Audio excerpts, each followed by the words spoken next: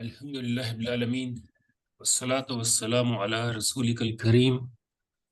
Allahumma salli wa sallim wa barik ala Sayyidina Muhammad wa ala alihi wa sahabihi ajma'een. We thank Allah subhanahu wa ta'ala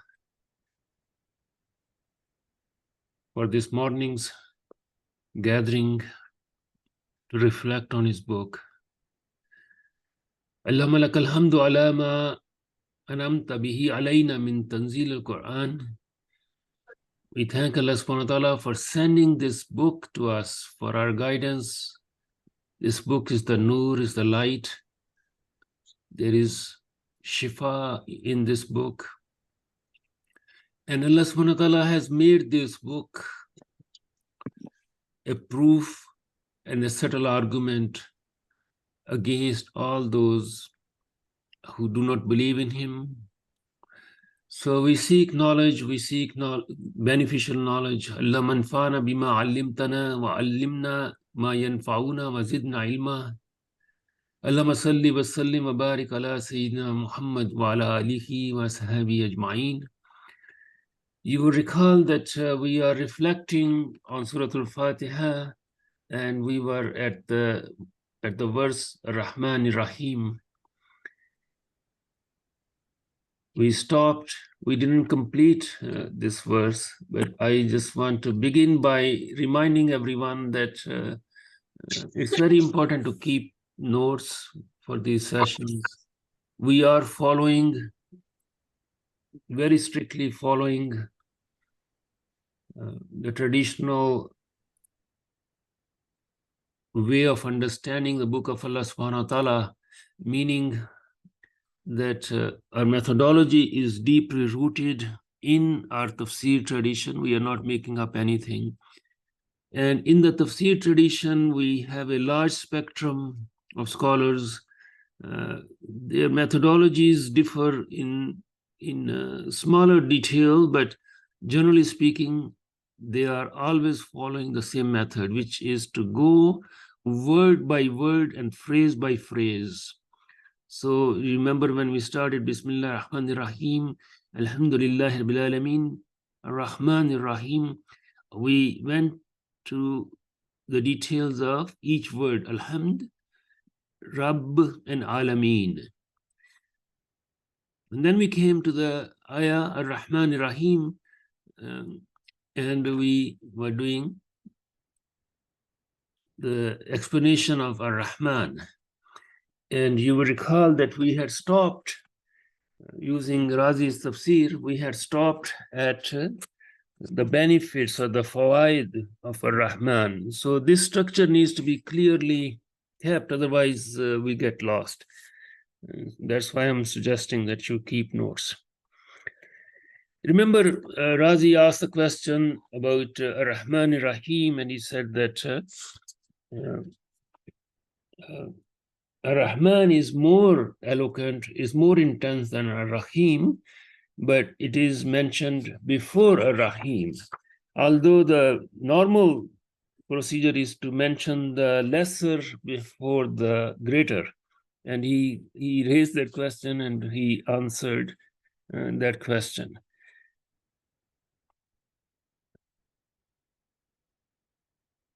And there is one more benefit that I want to mention from him before we move on to the next verse. But also before we move on to the next ayah,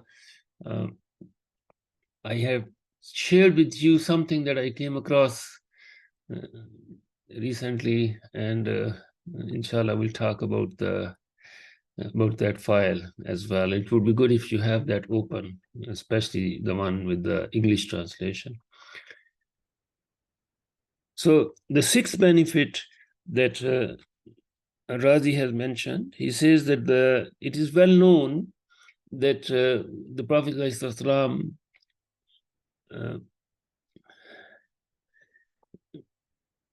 was injured during the Battle of Badr, the Battle of Uhud. And when he was injured, he said, "Oh Allah, guide my people, for they know not."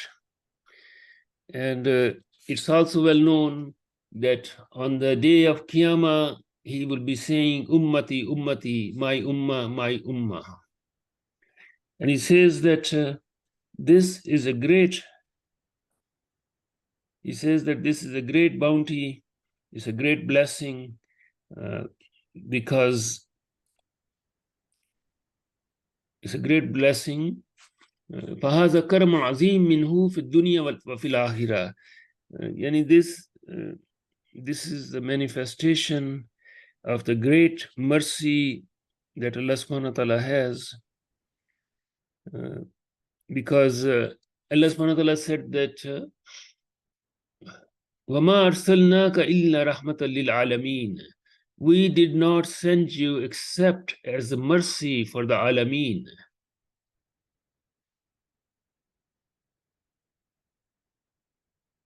And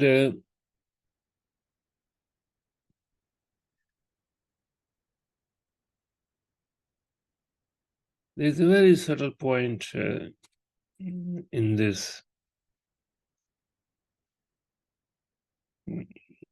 The subtlety of this point is, I don't even know if I should go into details in this class, but you know, when there is a weak narration in our tradition that is not fully authenticated, and mufassirs like Razi take that and build a case upon it, and then it becomes difficult because the original foundation is not very strong.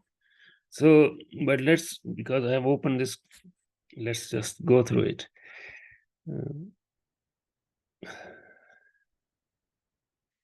The weak narration that he says is in reference to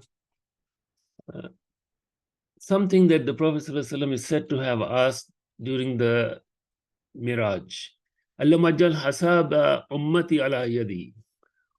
He had asked Allah subhanahu wa ta'ala to leave the accountability of his ummah to him. And this is weak, but Razi builds a case upon it, which just shows the brilliance of his mind, but substantially does not increase our understanding. But because I have opened it, this case, let's just go through it. Now, Razi says that the Prophet ﷺ asked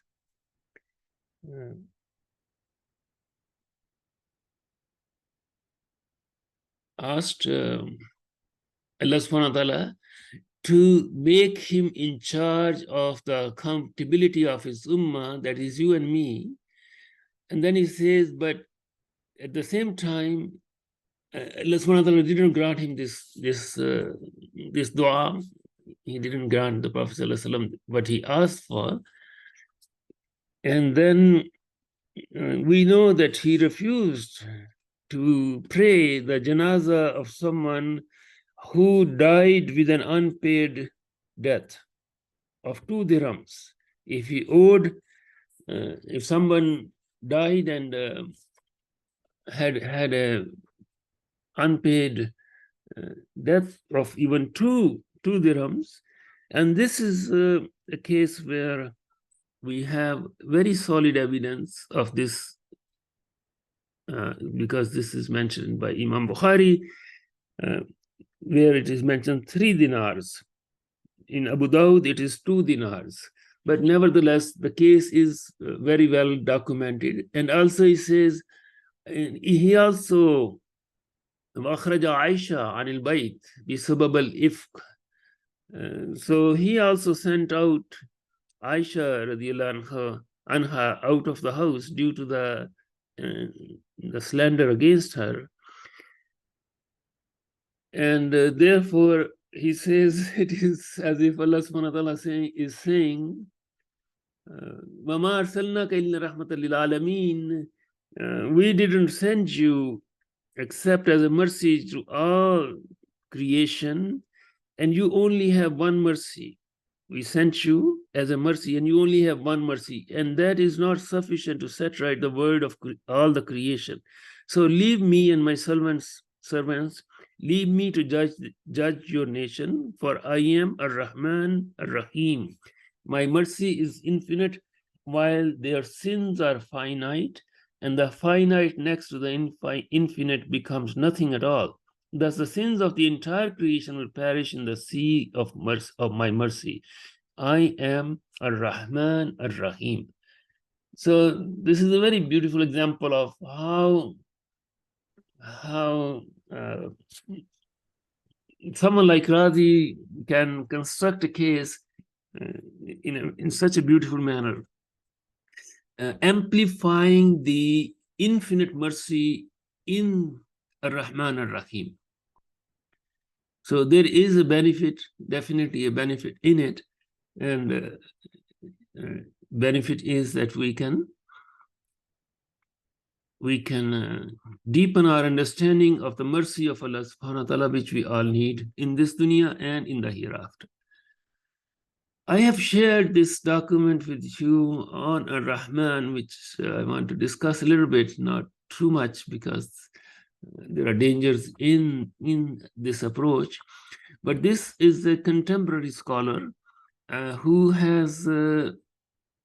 just seems to be a mathematical genius, and also someone deeply in the book of Allah subhanahu wa ta'ala.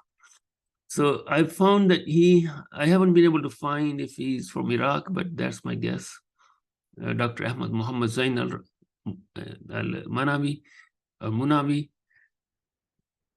These are recent documents. He's got 10 books on the beauty of the Qur'an from the mathematical point of view. And as some of you know, I'm not a big fan of Ijazul Ilmi, the scientific miracles of the Qur'an, but and also there is a danger we know what happened to the person who went into the details of number 19 in the Qur'an. He ended up claiming to be a prophet and receiving revelation, but I'm not saying this is a widespread danger. Nevertheless, what is of benefit for us to really understand is that beauty of the Qur'an is unsurpassable. Beauty of the Qur'an is like, the Qur'an is unlike any other book. We all know that. But when we discover the beauty in the Qur'an, we are discovering linguistic beauty. We are discovering beauty of its concision. We are discovering beauty of its construction. We are discovering beauty of how Allah subhanahu wa ta'ala repeats events and concepts, mujammal and mufassil, meaning initially or sometimes it's very brief, it's very concentrated, and then he explains it. There are levels of beauty. Now, mathematical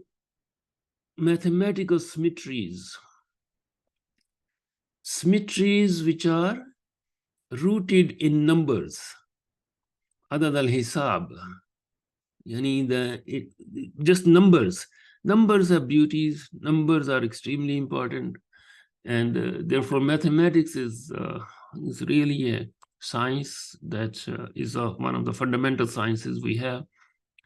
We discover truths in mathematics which are devoid of emotions.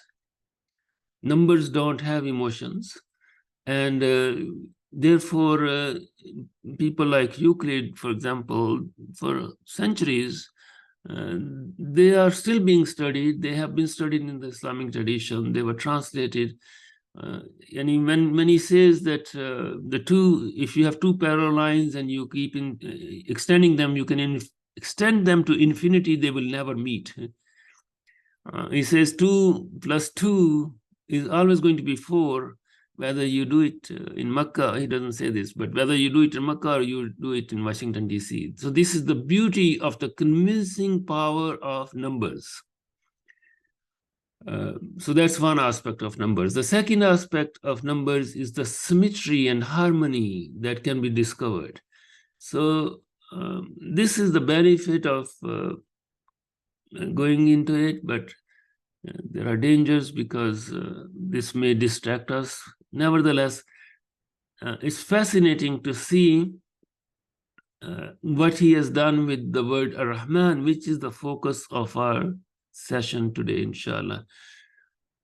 I will just, it's very, I didn't find the English translation, but this machine generated English translation, I added that to the column. It's not my translation.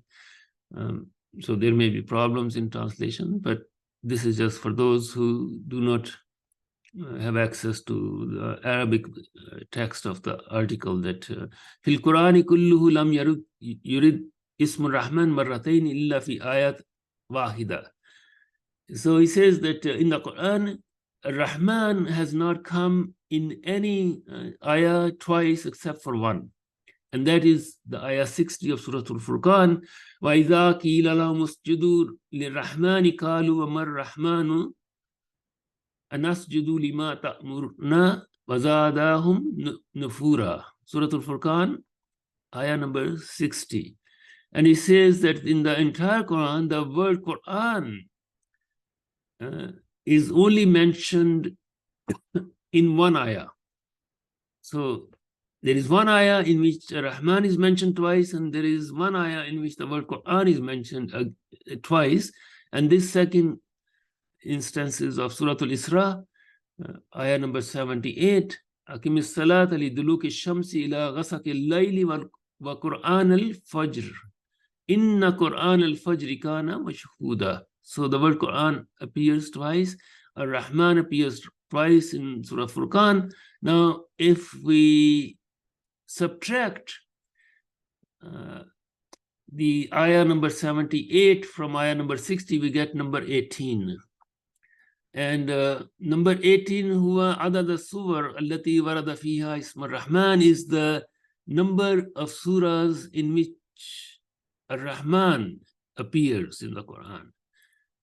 So that's his first point. The second is that al-farq bayna adad al-kalamat al-ayatayn, in the difference between these number of words in these two ayahs is 14 minus 13, which is 1. And you know, ilama madha yashir al-rakam wahid.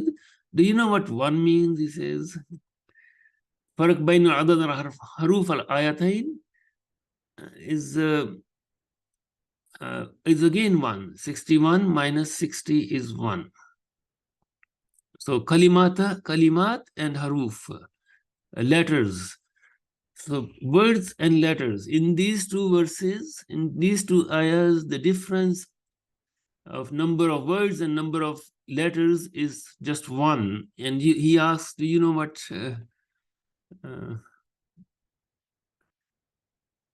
what 1 means? There is a subtlety here. 1 can also refer to oneness of Allah subhanahu wa ta'ala, but 1 also refers to Ism ar-Rahman, the mention of the name ar-Rahman only once in these two ayahs, and al-Quran. And so that's first.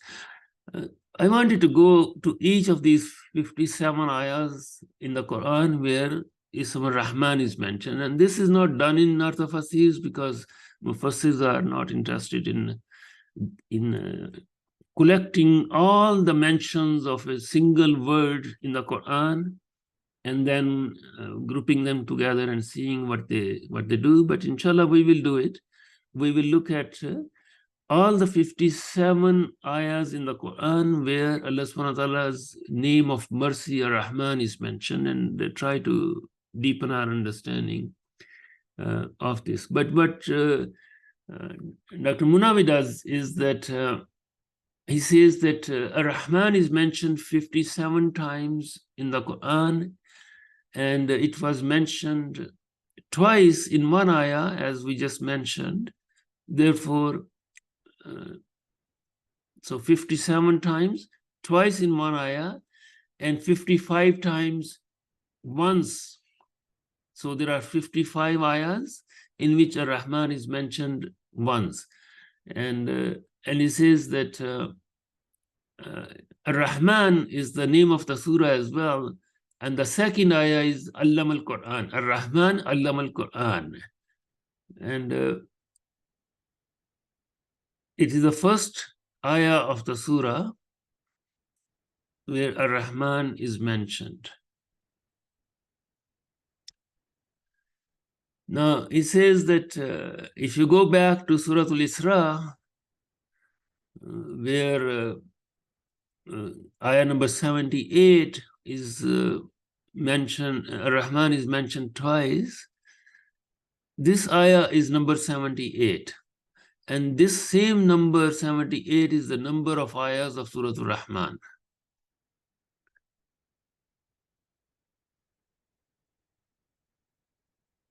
وهي آخر سورة يرد فيها اسم الرحمن.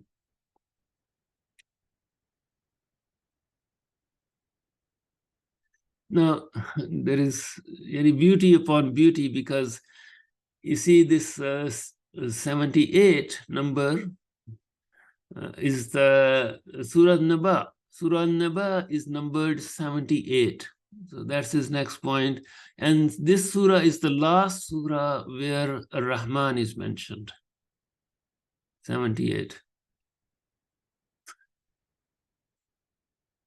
Then he goes on to Ar-Rahman wal-Furqan.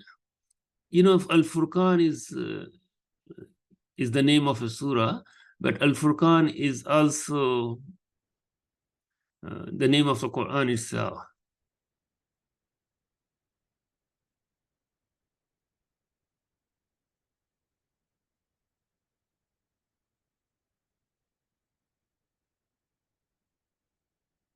So if you look at the number of ayahs of Surah Al-Rahman, you will find that it is 78 ayahs. And the first ayah is just Ar-Rahman. And the name of Ar-Rahman,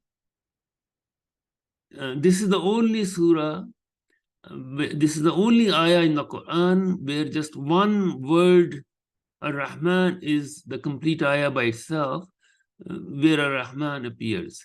Now, إذا تم other kalimat Surah Al-Furqan, if you count the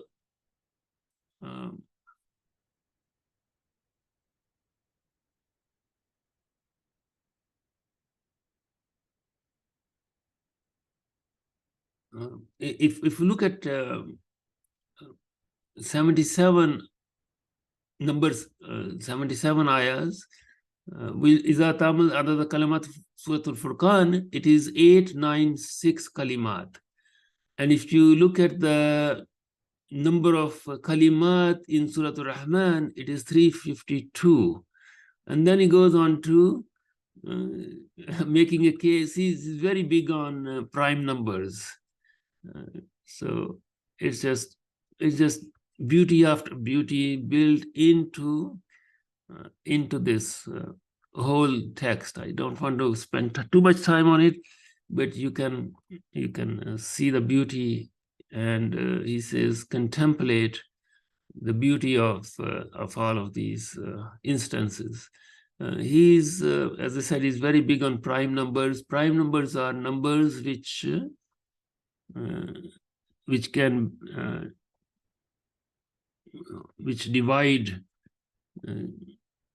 which can be divided to get a whole number.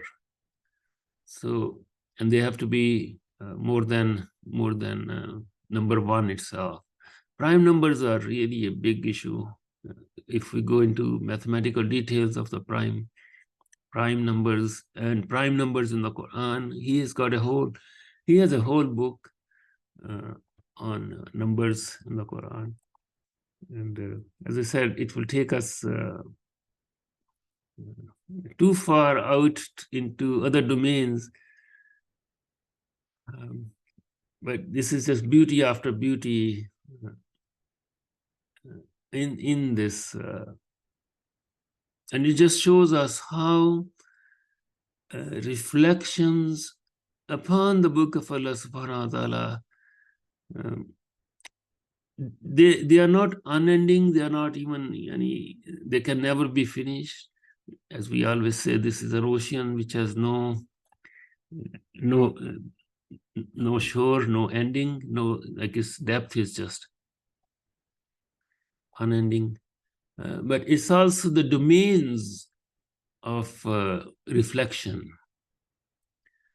Domains of reflection. And this is just one example You can find all of his books online.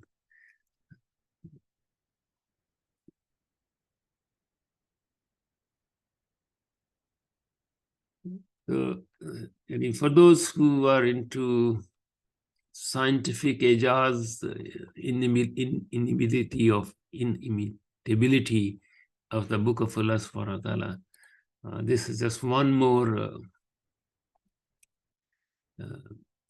example of ijazul ilmi, one more example of the scientific miraculous nature of the Book of Allah subhanahu wa ta'ala. It doesn't really prove anything to the disbelievers because, this opening of the hearts is in the hands of Allah subhanahu wa ta'ala. But those who want to prove that the Book of Allah subhanahu wa ta'ala could not have been written by a human being with all these layers and layers of symmetries and beauties and just on the rational basis, these may be useful tools for those who want to be convinced on the rational basis. But our iman is supra-rational. Iman is a light in the heart. It's not reasoning it out. So let's just move to the 57 ayahs in which Allah subhanahu wa ta'ala mentions al-Raḥmān. And the most important aspect of this, if we reflect on these 57 ayahs, I'll inshallah put these notes on the class website, the list of 57 ayahs. Qulidullah ha abidur Raḥmān. This is the most important ayah in terms of understanding the nature of the word of Ism al-Raḥmān. As we said before, this is definitely one of the beautiful names of Allah subhanahu wa ta'ala. But this name is so unique, unlike any other name, any other beautiful name of Allah subhanahu wa ta'ala. This is the only name that comes close to denoting Allah subhanahu wa ta'ala himself. In the Quran, in these 57 ayahs, وَإِلَهُكُمْ إِلَهٌ وَاحِدٌ لَا إِلَهَ إِلَّا هُوَ الرَّحْمَنُ الرَّحِيمُ. And your God is but one God. There is none worthy of worship except Him, and He is Ar-Raḥmān Ar-Rahīm. So when we reflect on these 57 ayahs, one very fundamental aspect of the usage of Ar-Raḥmān in the Quran is that it is as if this is almost a near synonym of Allah, the word Allah itself. قالت إني أعوذ بالرحمن منك إن كنت تقيا. In Surah Maryam, she says, alayhi salam, Maryam alayhi salam says that Inni a'udhu bir-Rahman, I seek refuge in Rahman from you. Likewise, Inni nazartu li-Rahmani sawman, I am fasting for Ar-Rahman.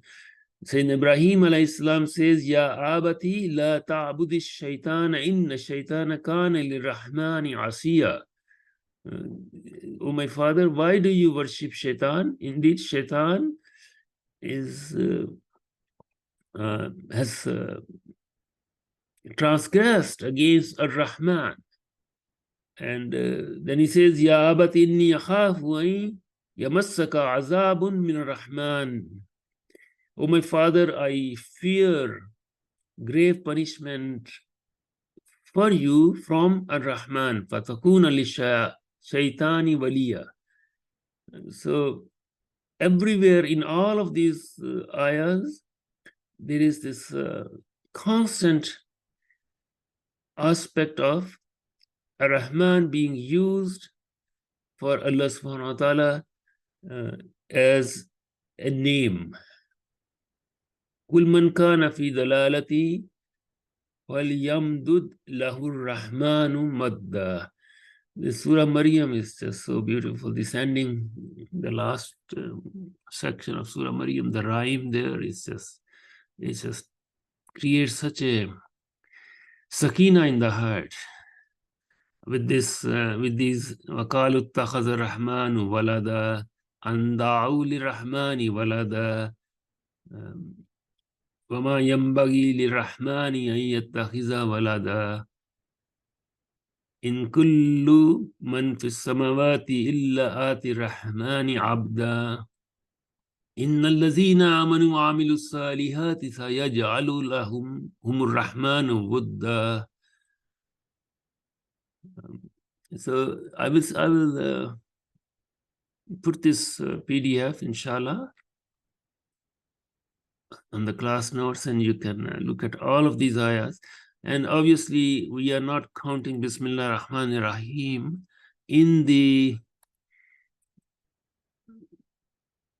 57 number that we just mentioned. Bismillah ar-Rahman ar-Rahim, it's counted once in Surah Al-Fatiha, Bismillah ar-Rahman ar-Rahim, and then ar-Rahman ar-Rahim again. It's counted there, but because, as you remember, you would remember that Bismillah ar-Rahman ar-Rahim is at the head of every surah except Surah Tawbah, and there is a difference of opinion whether or not to count it as an ayah of that surah. So if we count that, then obviously we have to add 112 more mentions of ar-Rahman. Okay, let's go to Malik Yawmiddin.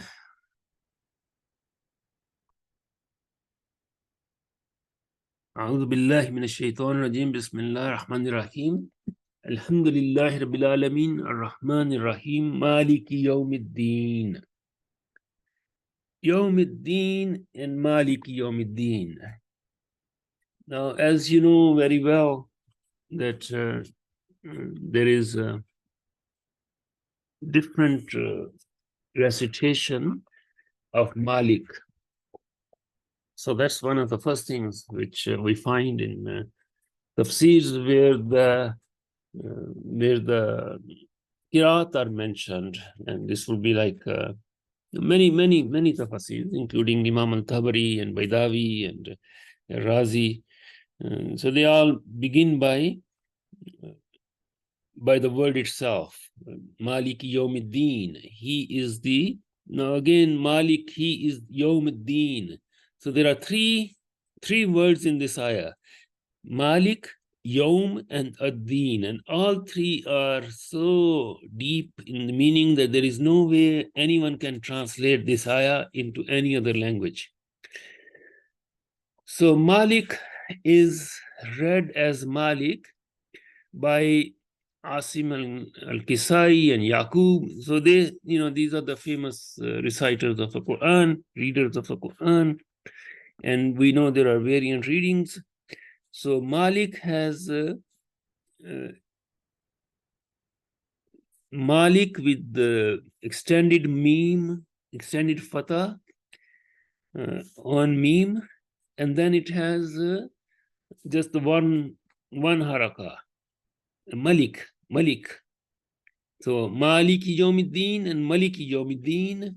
And then the third reading is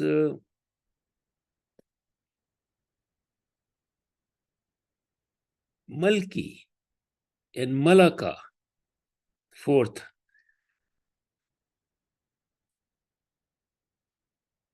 And commentary on Baydawi's Tafsir, Anwar al-Tanzil, there are many commentaries on it, and it again becomes the preference of the Mufassirs, which of these readings. The most prevalent are Malik and Malik. The other, Malki and Malaka, they are not so widespread.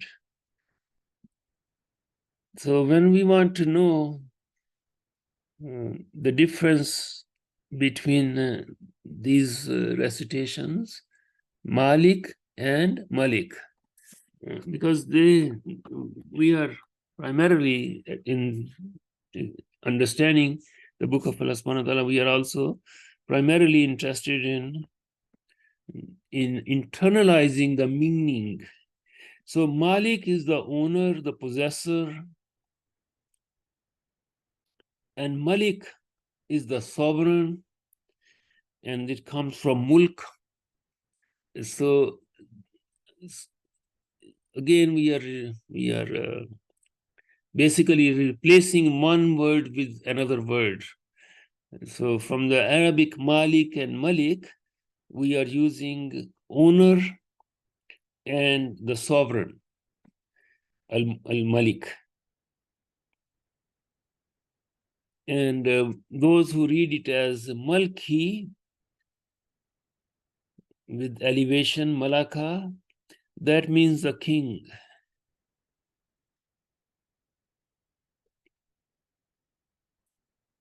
What is the substantial difference in these variant readings?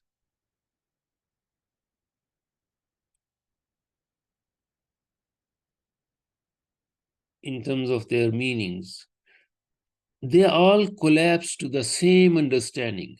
Malik Yawmiddin, the owner of the day of Deen, the king of day of Deen, the possessor of day of Deen, the sovereign of the day of Deen.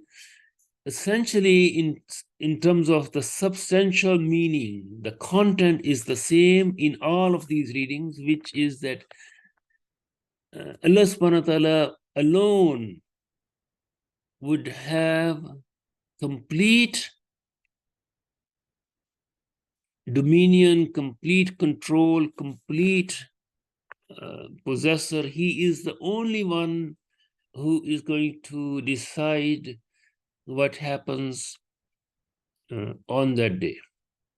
This is the main meaning. Maliki Yawmiddin, Yawmil Ba'ath wal Jaza. This is the day of resurrection and the day of accountability. Al-Qiyamah, Yawmiddin, all of these are terms for a sequence of events. We believe that everyone is going to be resurrected. There are two Nufikh fi Sur. Again, remember, many classes ago we said there is no possibility of translating Sur, Nufikh fi Sur. This is called the blowing of the trumpet. And trumpet is such a poor translation of what is being said here. So what do we do now? We have no we are using a language that does not have the equivalent word. So when the Nufikh fi Sur, when the blown is known, that Israfil alayhi salam is going to blow into some kind of some kind of thing, which there will be two such blowings. The first would bring every existent thing to death, and the second would resurrect them. And then we'll have to pass through this sirat, to this path, this hairline bridge, and then those who fall, they will fall. Accountability. So the day of accountability, he says that, again, we are going to Razi, because he's got the most extensive discussion on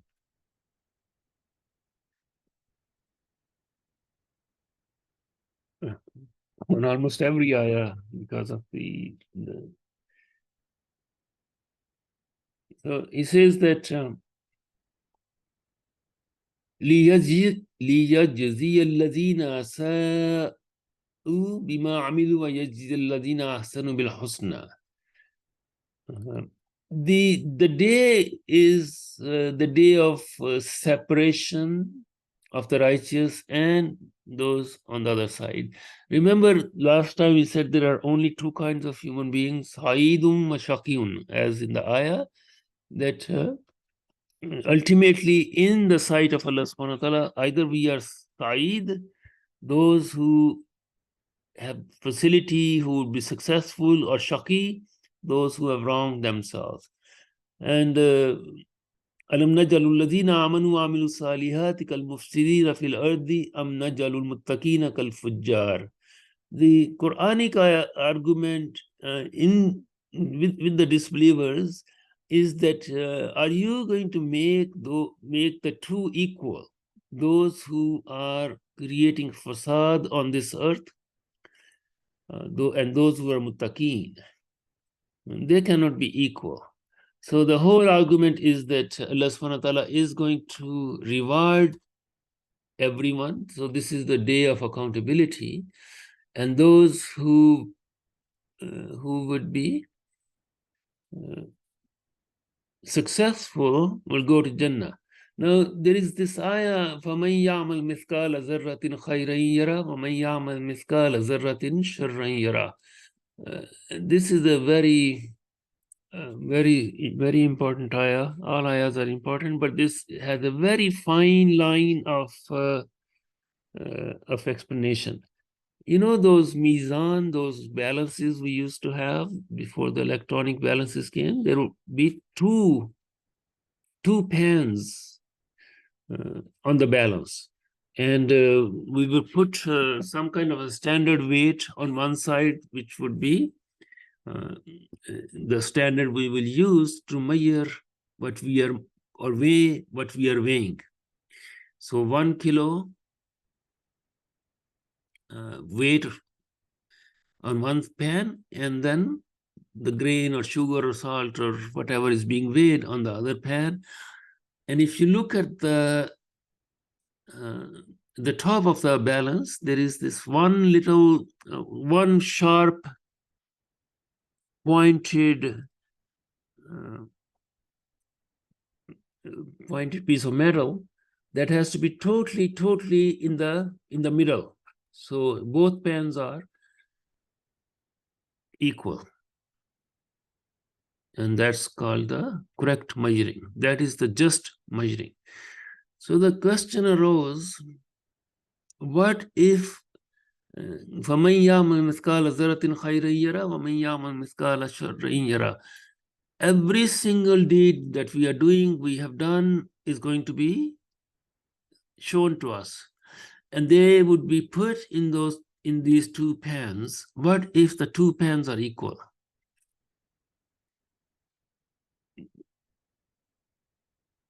So if the right side is heavy, the case is decided, we are Sa'id. If left side is heavy, the case is decided, and that leads to everlasting punishment, Shaqi. But if the two pans are equal, in Surah al-Araf, we have these rijal, we have these men or people who are in that situation. And just the state of those people, as graphically mentioned in Surah al-Araf, because the people of the heights, which again is a problematic translation. There are so many problematic translations everywhere.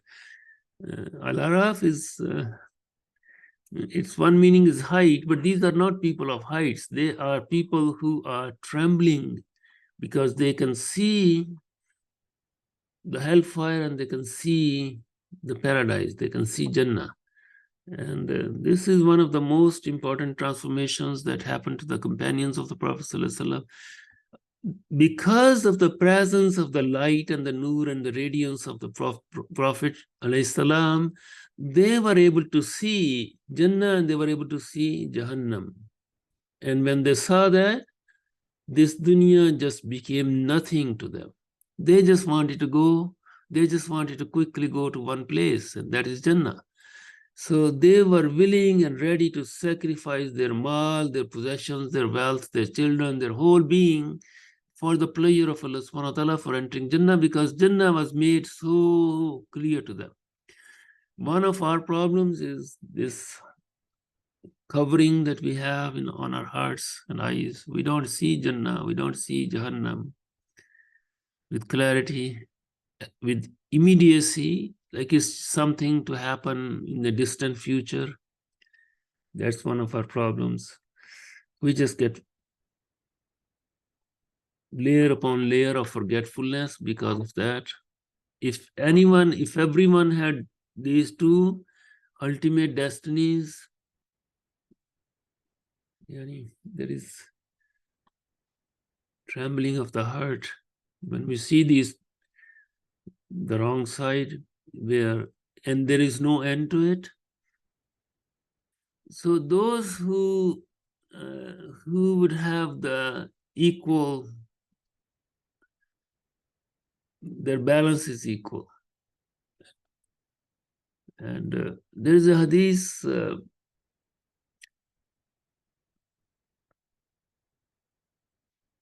it's a very famous hadith about this called hadith bitaka. This is the hadith of a bitaka, which is just a leaf, like a leaf from the tree, like something very light.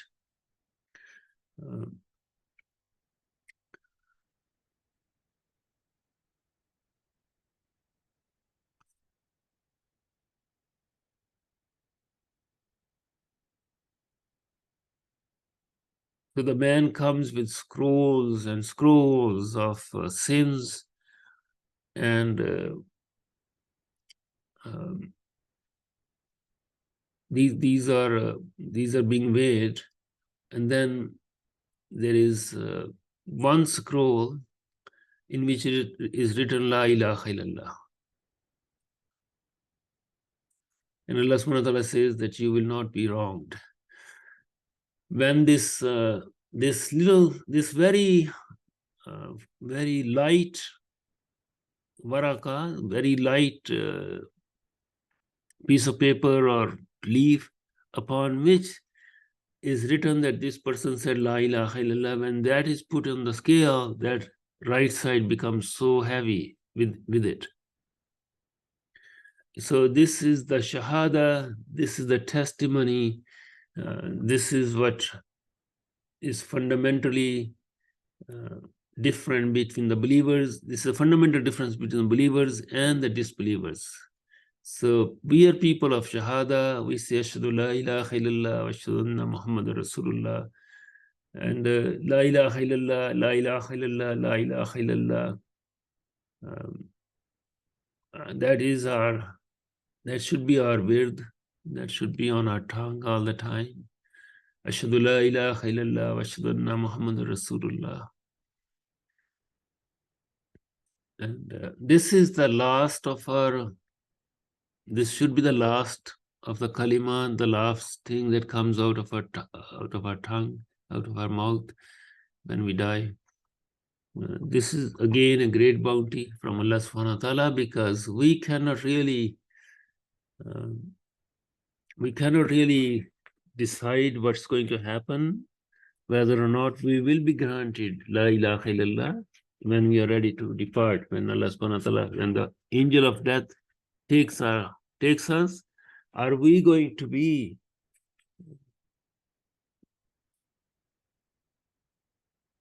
able to say La ilaha illallah?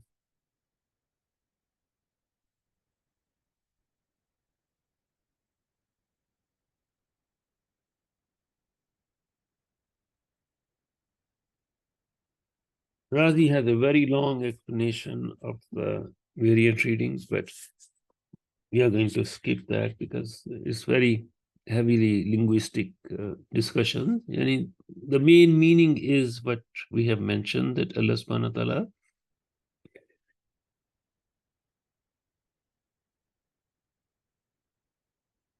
ta'ala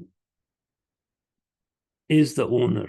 He is the He has complete sovereignty on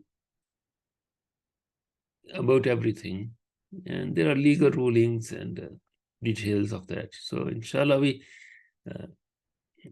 we focus on the substantial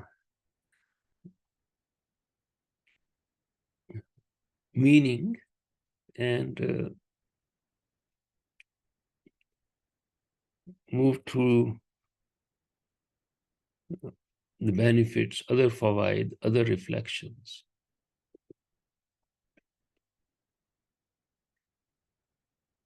If we reflect on Surah Al-Fatiha, we find that there are five.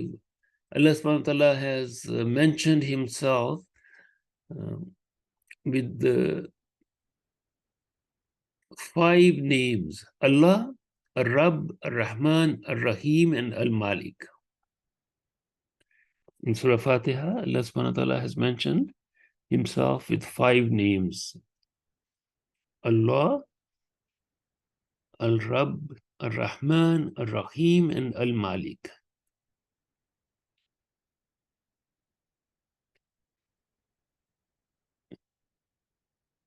So typical of Imam Razi, we just love him. His mind is just so fertile. He says, if you reflect on these five names, you will see as if Allah subhanahu wa ta'ala is saying, خَلَقْتُكَ أَوَّلًا فَأَنَا إِلَهٌ. I created you, so I am your ilah. Thumma, and then I nurtured you with all types of favors, so I am your Rabb.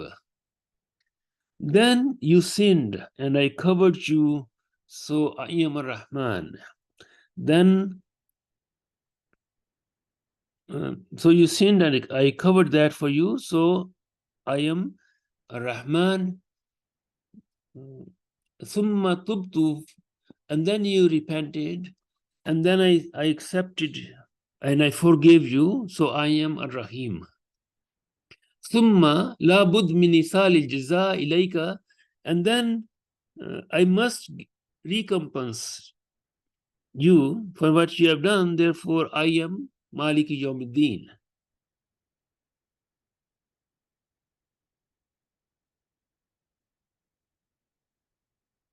So if you reflect on this, it says, you would see that Allah subhanahu wa ta'ala mentions once that he is Ilah, and he mentions once that he is Rabb, but he mentions twice that he is Rahman. The name of mercy is mentioned twice. So you know that his mercy is more than his judgment. غافر الذنب وقابل التوب شديد العقاب ذي الطول. So these are reflections that are beneficial.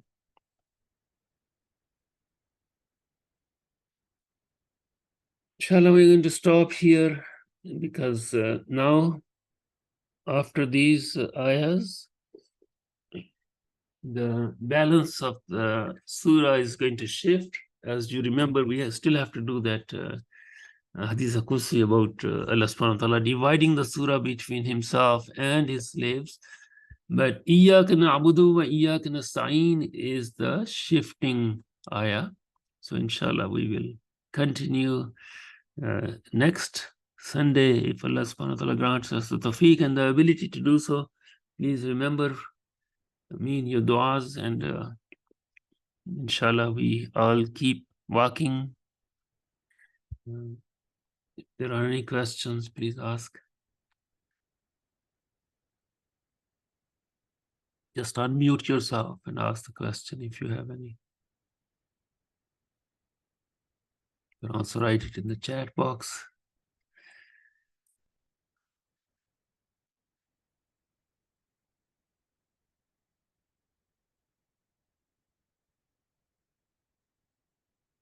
ربنا آتنا في الدنيا حسنة وفي الآخرة حسنة وقنا عذاب النار Ya Allah anta halimun karimun azimun tuhibbul afwa fa'fu anna ya kareem. Ya Rahman ya Rahim ya Rahman ya Rahim ya Rahman ya Rahim ya Rahman ya Rahim ya Rahman ya Rahim. Allahumma anta shafi ishfi qulubana wa butunana min kulli da'i ya rabbil alameen. Ya Allah, you are the curer. Please cure all our diseases of the hearts, remove our coverings, and also whatever ails our bodies. ربنا آتنا في الدنيا حسنة وفي الآخرة حسنة وقنا عذاب النار. اللهم صل وسلم وبارك على سيدنا محمد وعلى آله وأصحابه أجمعين برحمتك يا أرحم الراحمين. والسلام عليكم ورحمة الله وبركاته.